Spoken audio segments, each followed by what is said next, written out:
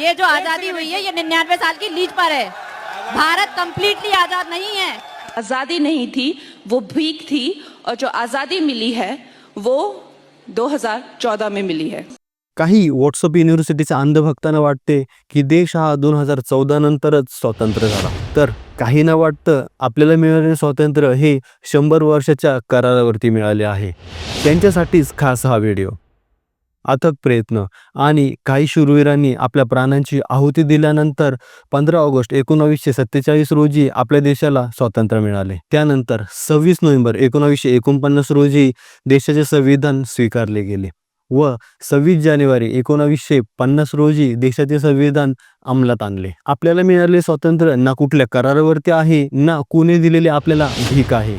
आपल्या इतिहासातील शूरवीरांनी त्यासाठी संघर्ष केला आणि खूप संघर्षानंतर आपल्या देशाला हे स्वातंत्र्य मिळाले।